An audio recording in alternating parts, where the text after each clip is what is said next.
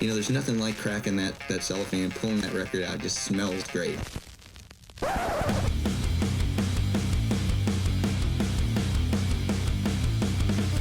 Welcome to BODS Mayhem Hour. Non-stop hardcore energy. I love the show, guys. You're awesome. Unlike any other. With your host, John the Bod, a.k.a. the Bod Father. Man, this stuff rocks. This is Marc of Eisige Venen, and you're watching BODS Mayhem Hour. The views and opinions of the guests do not necessarily reflect the views and opinions of BODS Mayhem Hour, its staff, affiliates, or sponsors. Parental discretion is advised. Welcome to BODS Mayhem Hour. Hey everybody, welcome to BODS Mayhem Hour. I'm your host, John the Bod, aka the Bod Father. As always, bringing you guys and gals awesome interviews. Today it's an honor and a huge privilege to welcome Marc Williams of Eisige Venen. And Eisige Venen are working on their new album entitled Ghosts of Yesterday. And we're going to be talking about all that. Also check out singles Death Springs Eternal, A Frigid Emptiness, and their new single Taken by Winter's Grace. So Marc, welcome to the podcast. And how you doing, my friend? Great. It's great to be here. How are you? Doing great. So how difficult has it been to get this album Ghost of Yesterday in the studio and then to start getting it finished and preparing for all this? It looks like it's been a little bit difficult for you guys. Let's talk about that just a little bit. Yeah, it's definitely come with its challenges. So basically, I started this project in, I would say August-ish 2020 is when I released the first single for it. At that time, it was a one-man project. I didn't really think about ever having anybody else as part of it at first. But as it progressed, and it took, up until February-ish, maybe March, to complete all the songs for the album, which hopefully for the next album, it doesn't take me 3 years.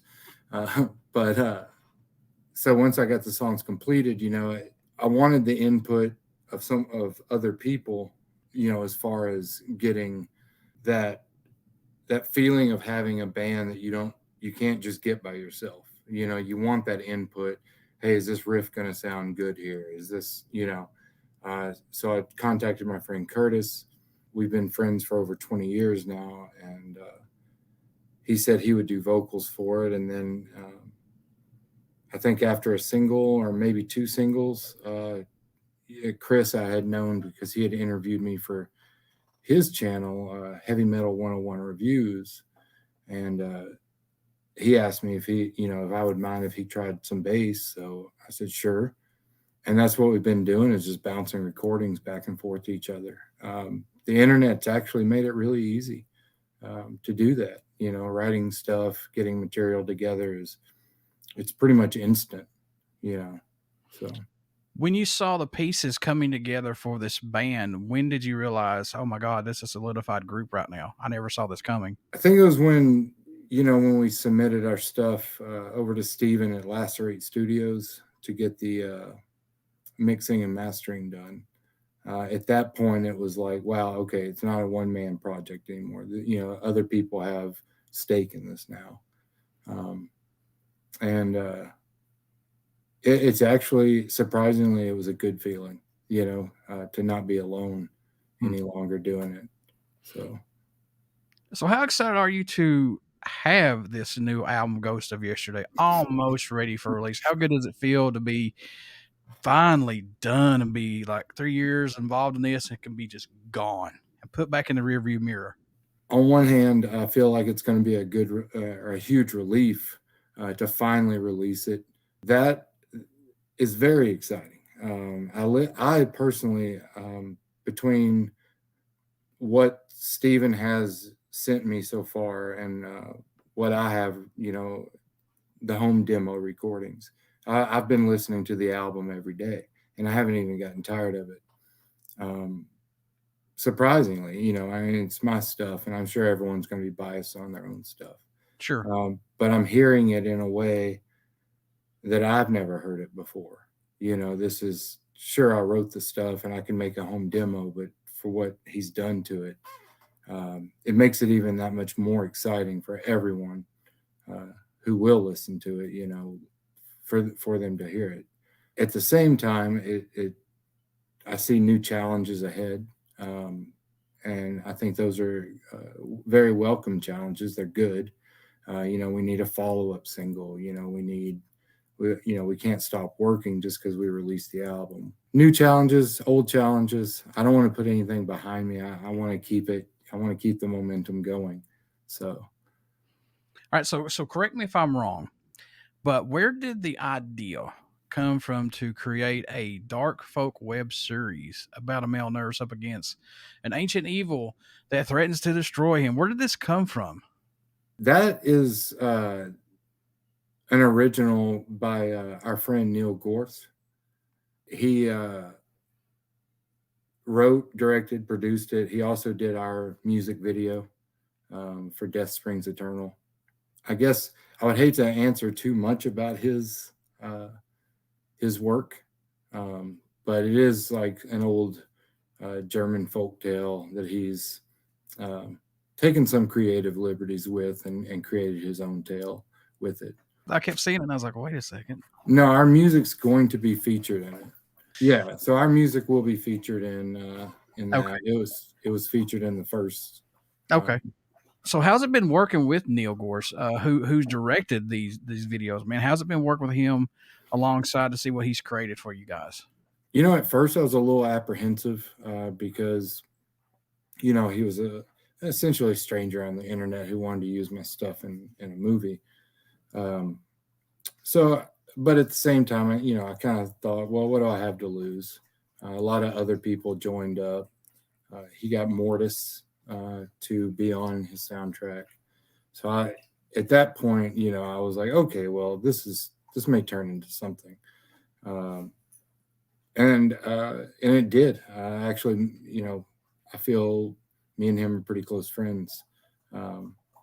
We text back and forth quite a bit, bounce ideas off of each other, stuff like that. So it's actually been a great working relationship with him, as well as a friendship. What's been the most heated discussion the band has had about a song being worked on for this album, or maybe just an album name maybe that you guys are working on? Maybe is there anything been like that so far, or no?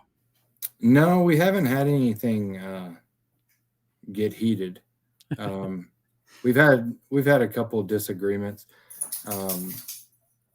but we've been able to settle those. I think, just for an example, the font that we were going to use is kind of, it isn't what I wanted, but it's also not what they wanted, but we found something in between that we could all agree on. So, just little stuff like that. Nothing crazy. I got to know what led the track Death Springs Eternal to be that first song released from this album. What was it about that said that, no, this has to go out for us for sure first? Well, at the time, everything I had put out was when it was still a one-man project. So I had my vocals on it, my horrible drum tracks, stuff like that. And the reason, honestly, it was the first one written. The prior singles, I didn't want to re-release with Curtis's vocals on them just yet. I wanted him to be introduced with a completely brand new song. So was there a track on this album that totally ended up sounding different than what it was intended to? Yeah. Now, I will say, Steven's been doing a lot of production work as well. So we don't have a drummer. So we've been, all the drums are MIDI drums. And he's went in and corrected a lot of those and stuff like that. So even the stuff that's already been released, it's going to sound completely different on the album. Any track standing out more to you than any right now on this album? I know these are your babies. I know you're close to these, but are there any that are standing out for you possibly? Right now, the ones that I've been personally listening to the most was there's a track called Beyond the Veil, which is going to be, as much as it can be, it's probably the ballad of the album. It's definitely the most slow, melodic. It doesn't really pick up a whole lot ever. That one is probably my favorite out of all the songs. The one that surprised me the most and is as cold as snow, because originally when it was released, it was a pretty basic song, but now it has my first guitar solo is going to be featured on that. There's a little bass solo that comes after it. I mean, it's kind of neat how it all worked out. I didn't think it was going to work at all. I thought it was just going to be kind of an album filler, but now it's, I think, one of the better songs. What have you taken away from this album that you're working on right now for the first time, seeing all this come together? That's going to help you on that second album go around. I don't want to say anything. I don't want to put any word in Chris or Curtis's mouths. But me personally, the next album I'm going to work harder on. Not that I didn't work hard on this one, but there's a lot of shortcuts in the recording, stuff like that I took. And I think it's probably pretty common in home studio productions to take little shortcuts, and especially if you just plan on releasing it on Bandcamp and don't figure anyone will ever hear it. But once we sent it off to get it mixed and mastered, there were some issues, oh, well, you should have done another track here or whatnot. And things like that I've picked up working with Steven and stuff, taking notes. So for the next one, it's gonna sound even bigger and better. Was the track placement important for this debut album? It's funny about that because we really, really want this to be on vinyl. So track placement had to meet the allotted time for a vinyl. So basically what I did is add up the minutes and seconds, split it in half. Okay. And then I rearranged what side it would be on. So that's how it came about. It's really more to do with, there's not really a theme, I guess you could say. It's more to do with time constraints.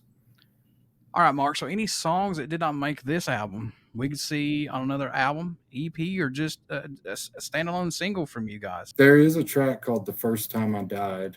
It's about a vampire. That one technically isn't on the album. It's not going to be on the vinyl release, but it will be on a CD and available for streaming. So it's like a bonus track. Okay. And then we're also working on our next single after the album's release, which is actually going to be a cover song. So I think it'll surprise a lot of people which song we picked and Can you how give us? we do it. Can you give us a little hint or nay? I don't know how I could give you a hint without giving it away. That's fine. We can wait. Yeah, I think it's worth the wait. So I wanted to go with Adele. I got shot down. So that may be a hint. I don't know. It's not Adele though. I like some of Adele's music. I'm not gonna lie. She can sing. She has a beautiful voice. I don't care what anybody says. I think some of her songs are just sad enough to be Eisige Venen songs. What's the growth musically you've seen from yourself working on this album that impresses you the most, if anything? Have you seen anything from yourself that's improved, or maybe something that just came out of you? My guitar playing, I believe, has improved tremendously over the past year or two. And really what it took is just let myself open up and not be constrained by that, oh, does this riff sound good? Or, maybe I don't have the technical ability to sweep pick or something like that, but that doesn't mean a solo couldn't sound decent. So I think that's a big thing I want to work on, adding more solos in music. Now that I'm more comfortable playing them, I want the riffs to be a little bit more progressive, possibly on the next album. Maybe get a little bit less repetitive, a little bit more groove here and there. No breakdowns or anything like that, but maybe just something, I don't want to say rotting Christ, but something, along the way they do their groove. And You got to go outside that box. You just can't pigeonhole yourself on just that one. Well, here comes Eisige Venen again. We know what we're going to get on guitar playing. I mean, you've got to go outside that box, man, because if not, it's just going to be stagnant. It's going to be that same album 15 times in a row that you're going to put out there, and it's like, Right. Man, can we just move on? You know what I'm saying? You got to. Yeah, and I just watched your show with the little round table with the about Metallica's new album. Oh, thanks, man. I hope you dug it. Yeah, it actually made me listen to the album. I wasn't even going to.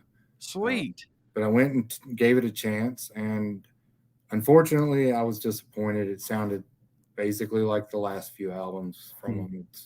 And that kind of was what made me think about what you were just saying. Is I don't want to be like that, where it's like, oh, that's an Eisige Venen riff. Well, eventually it's going to get old.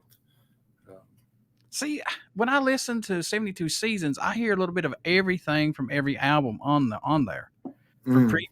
I mean, that's just me. Well, I'm not gonna say I really love. I'm really happy with it. You know, there's no, to me, now this is me personally. I know everybody's got their views. And I love seeing everybody's views, but to me, there's not a bad song on it. But I understand people have their own albums they love, their own sounds they love. But for me, I like seeing Metallica evolve, and I don't want to see Kill 'Em All made 52 times. Right. And you know what I'm saying? It's like I'm going to be very alone in what I'm about to say, but I actually can't stand that album. Oh, wow. Okay. So I hate to say I can't stand it. If it was playing, I wouldn't tell somebody to turn it off, but I don't like thrash metal. I've come to realize that over the years, out of all the thrash metal acts I've seen and heard, it never caught on with me for some reason. The same goes with death metal. It just never, like true death metal, it never really caught on to me. It's got to be a lot more melodic, Hypocrisy, Amon Amarth, stuff like that. A lot of bands go the EP route the first time, but you guys released the full length. Did the full length just suit this band better than an EP for this release? I think so. I think, on Facebook, we started gaining a little momentum. And I figured, we had the 3 singles that we were planning to release for the album, which kind of, more or less is an EP between the 3 of them. We just released them separately, and then we just had the material for the album, so wanted to go ahead and get it out there. How's it been working with Lacerate Studios for you? Working with them, have they got something out of you that maybe somebody else might not have gotten? Well, to be honest, they're the first studio I've ever worked with. So to answer the second part of that question, I wouldn't really know.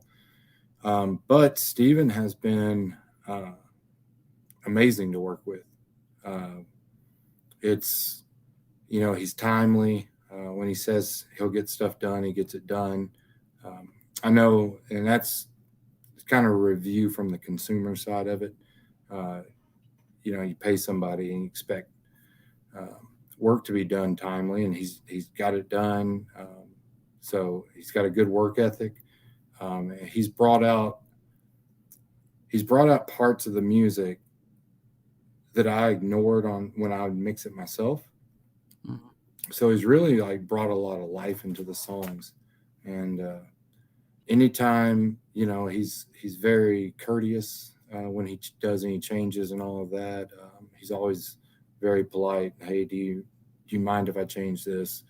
Or would you like to try it? Stuff like that. And honestly, it's just been a dream to work with somebody who didn't give us too much grief about the home recordings. He's worked with what he's had, and he's taken it with grace, and we couldn't be more thankful for that. Okay, so we're going to throw Eisige Venen out of the window right now. Not even going to worry about it right now. So we're going to put you on the hot seat a little bit.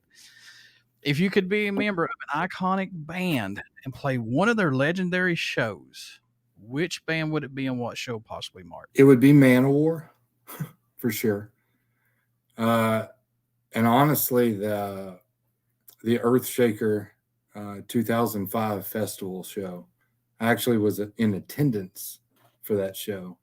But that one was very special because they had every member who had ever been in Manowar on stage at once. And that was before, I know the drummer Scott Columbus has since passed.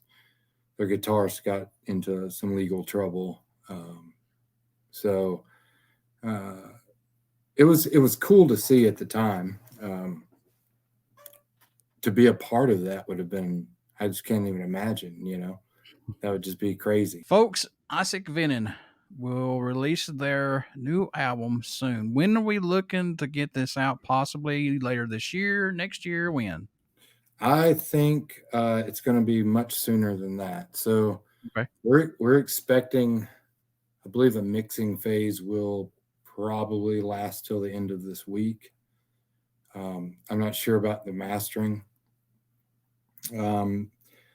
But if all goes well, I would say that within the first couple weeks of June, it would be the latest. It's just, we were going to try to see about getting it premiered through a couple channels who have very high numbers. And if it makes the cut and they'll premiere it, that'll be the release date. And we're kind of like, we don't know when they would do it, how they do that. Okay. But with that being said, other than that, we're just probably going to, if that falls through, we'll just release it as it comes. And hopefully the digital copies and versions will get people to want some vinyl. Are we going to look forward to this on Bandcamp to purchase it, or where can they purchase it, or do you have that information as of right now? It'll be on Bandcamp for sure for purchase, digital as well as some physical. We'll have CDs available. Still working on the vinyl, and then we will also have it on all the other streaming services. Spotify, Apple Music, everything like that. It'll be there as well. Mark, how can folks stay in touch with Eisige Venen, find everything that they need to find out about the band, keep in touch with you guys? How can you do that? Best way would be the link tree that we have. Is just linktree/Eisige Venen. Other than that, eisigevenen@gmail.com is our email address. You can reach out directly to me through there. Other than that, I don't know any other way. Before I let you go, would you care to do a promo for my show? Yeah, that'd be great. This is Marc of Eisige Venen, and you're watching BODS Mayhem Hour. Everybody stick around. We got some great stuff coming up, and you only hear these interviews right here on BODS Mayhem Hour. Please get out and check out our Facebook page. It has a podcast link and a YouTube link that you definitely want to subscribe to if you like what I'm doing, and I hope you do. Please get out and check out Eisige Venen, which I butchered the whole name through the podcast, so that's my fault. I do that. It's I truly don't mean to, trust me. They are working on their new album entitled Ghosts of Yesterday. And like Mark said, it should be out 1st of June, no later, maybe middle June, hopefully. And check out their singles right now: Death Springs Eternal, A Frigid Emptiness, and Taken by Winter's Grace. And give this band a fair shot, folks, please, because these independent guys, they work their ass off. And they are truly putting everything that they have into these releases. So give them some support. So Mark, thank you for doing the podcast, man. And Eisige Venen. There you go. I said it right that 1,000 times finally. All right, thanks for having me, John. No problem, man. If you need anything, please don't hesitate to reach out to me. For sure. Thank you.